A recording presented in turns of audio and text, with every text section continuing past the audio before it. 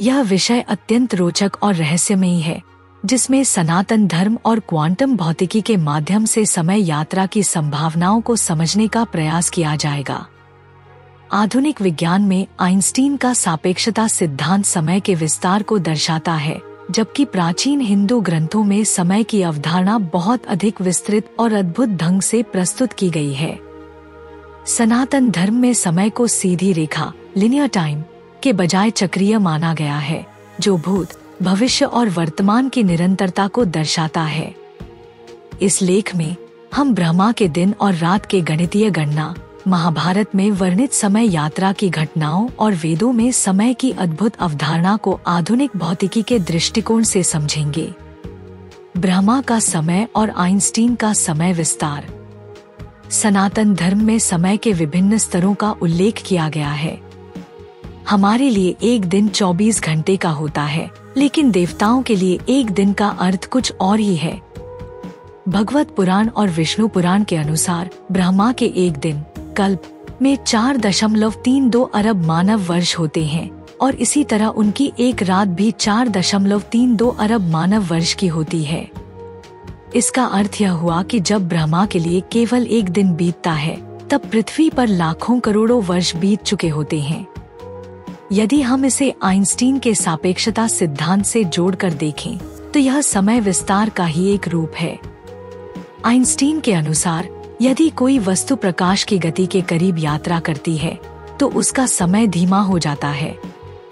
इसी तरह अगर कोई ब्रह्मांडीय चेतना में स्थित होकर समय के अलग अलग आयामों, डायमेंशंस, को देख सके, तो वह समय यात्रा कर सकता है। महाभारत में समय यात्रा की घटनाएं। महाभारत में कई ऐसी घटनाएं हैं जो समय यात्रा की अवधारणा को प्रमाणित करती हैं।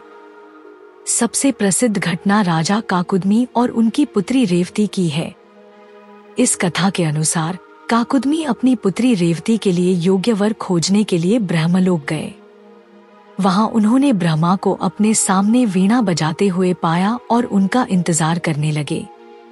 कुछ समय बाद जब ब्रह्मा से उनकी मुलाकात हुई, तब ब्रह्मा ने कहा कि जिस समय वे पृथ्वी से यहाँ आए थे, तब से पृथ्वी पर 27 युग बीत चुके हैं और उनके द्वारा देखे गए सभी संभावित वर अब इस संसार में नहीं रहे। इस घटना में स्पष्ट रूप से समय की अलग अलग गति का उल्लेख किया गया है, जिसे हम टाइम डायलेशन का उदाहरण मान सकते हैं। इसी तरह महाभारत में अर्जुन के पौत्र परीक्षित के जन्म की कथा में भी समय के चमत्कारिक पहलुओं को दर्शाया गया है। जब अश्वत्थामा ने ब्रह्मास्त्र का प्रयोग किया, तब भगवान श्री कृष्ण ने गर्भस्थ परीक्षित की रक्षा की। यह घटना भी क्वांटम एंटेंगलमेंट और मल्टीवर्स थ्योरी से मेल खाती है, जहां एक ही समय में अलग अलग घटनाएं एक दूसरे को प्रभावित कर सकती हैं। वेदों में समय की अवधारणा चक्रीय समय।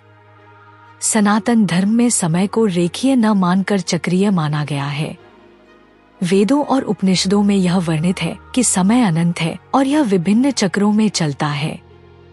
समय की इस अवधारणा को समझने के लिए हमें युगों को समझना होगा।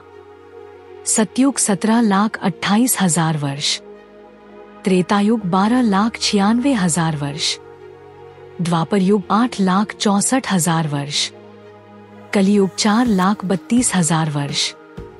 इन 4 युगों का एक महायुग होता है, जो 43.2 लाख वर्षों का होता है। जब 1000 महायुग बीत जाते हैं, तब ब्रह्मा का एक दिन पूरा होता है। इसी तरह 1000 महायुग की अवधि ब्रह्मा की एक रात होती है। इस सिद्धांत को हम क्वांटम भौतिकी के मल्टीवर्स कॉन्सेप्ट और टाइम लूप थ्योरी से जोड़ सकते हैं, जहां समय केवल आगे बढ़ने वाला तत्व नहीं होता, बल्कि वह दोहराव में चलता रहता है। क्वांटम भौतिकी और वेदांत चेतना का महत्व। आधुनिक क्वांटम भौतिकी यह कहती है कि किसी वस्तु का अस्तित्व तब तक सुनिश्चित नहीं होता जब तक कोई उसे देख नहीं लेता। इसे ऑब्जर्वर इफेक्ट कहा जाता है। सनातन धर्म में भी यह विचार प्रमुखता से वर्णित है। वेदांत के अनुसार चेतना ही वास्तविकता को निर्मित करती है। क्वांटम भौतिकी में सुपरपोजिशन थ्योरी के अनुसार कोई कण, पार्टिकल, एक ही समय में कई स्थानों पर मौजूद हो सकता है, लेकिन जैसे ही कोई उसे देखता है, वह एक निश्चित स्थान पर स्थिर हो जाता है। यही वेदों की माया और अद्वैत की अवधारणा से मेल खाती है। क्या प्राचीन ऋषियों ने समय यात्रा के सिद्धांत को समझ लिया था? प्राचीन ग्रंथों में ऋषियों के ध्यान और साधना द्वारा समय की सीमाओं से परे जाने का उल्लेख मिलता है। हमारे ऋषि समय को एक ऊर्जा प्रवाह की तरह देखते थे, जिसे योग और ध्यान के माध्यम से नियंत्रित किया जा सकता है। ऋषि मुनियों के लिए साधना द्वारा भूत, भविष्य और वर्तमान को देखना संभव था, जिसे हम क्वांटम टेलीपोर्टेशन और टाइम ट्रैवल के सिद्धांतों से जोड़ सकते हैं। निष्कर्ष: समय यात्रा और क्वांटम भौतिकी का रहस्य धीरे धीरे खुल रहा है, लेकिन प्राचीन भारतीय ग्रंथों में हजारों वर्ष पहले ही इसकी व्याख्या की गई थी। ब्रह्मा के एक दिन की अवधारणा, महाभारत में वर्णित समय यात्रा की घटनाएं और वेदों में चक्रीय समय का सिद्धांत यह दर्शाता है कि हमारे ऋषिमुनि समय की गहरी समझ रखते थे।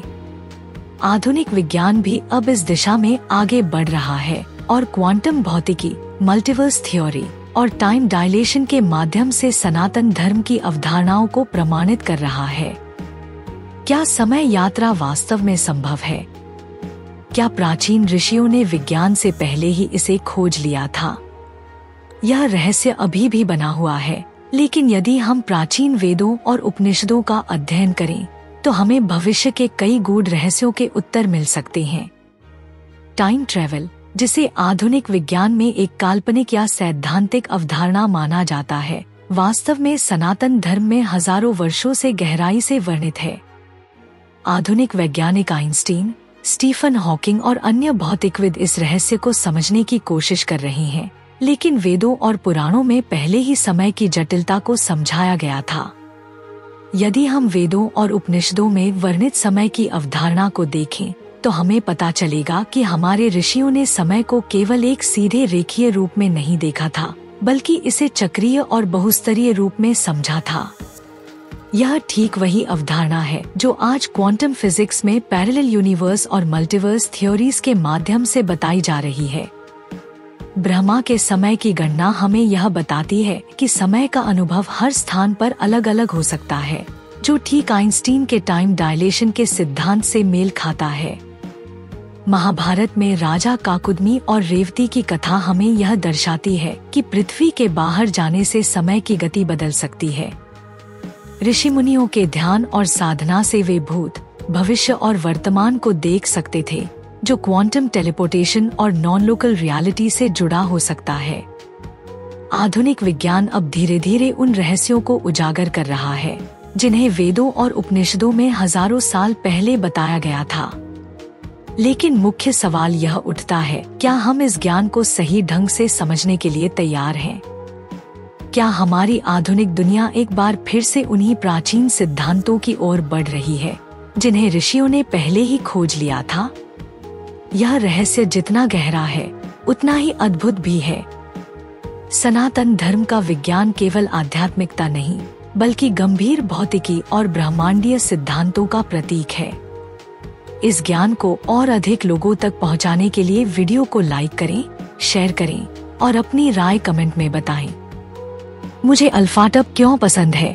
अल्फाटब छोटे बच्चों को कम उम्र में ही सनातन मूल्यों, ज्ञान और शब्दावली से परिचित कराने के दिलचस्प तरीके प्रदान करता है। अल्फाटब बच्चों की शिक्षा के लिए एक अनूठी अवधारणा के साथ एक शब्दावली किट भी है। यह स्कूलों में भी एक बेहतरीन किट के रूप में काम कर सकता है। माता पिता अल्फाटब मोबाइल ऐप का उपयोग करके बहुत सारे टब शीट और टब कार्ड बना सकते हैं और अल्फाटब का उपयोग करके मजेदार गेम के माध्यम से अपने बच्चों के साथ जुड़ सकते हैं। मैंने अल्फाटब ऐप का उपयोग किया है और वीडियो में दिखाए अनुसार टब कार्ड बनाए हैं। जब मैंने पहली बार अल्फाटब देखा तो मुझे पता था कि मेरे भतीजे और भतीजी इसे पसंद करेंगे। यह बच्चों के अनुकूल सामग्री से बना है, बहुत अच्छी गुणवत्ता वाला है, टूटने वाला नहीं है और लंबे समय तक चलेगा। मेरे प्रोमो कोड सनातन से 20% छूट प्राप्त करें, लिंक विवरण में है। यह हमारा सौभाग्य है कि हम अपने सनातन धर्म के ऐसे अद्भुत ज्ञान को फैलाने में सक्षम हैं। हम चाहते हैं कि आप अधिक से अधिक लोगों तक पहुंचने में आपकी मदद करें, ताकि वे हमारे धर्म के बारे में जान सकें। हमारा आपसे अनुरोध है कि हमारे वीडियो को अधिक से अधिक लोगों तक साझा करें। कृपया हमारे अन्य वीडियो देखें। सनातन इतिहास के अधिक वीडियो के लिए सनातन संसार आई की सदस्यता लें।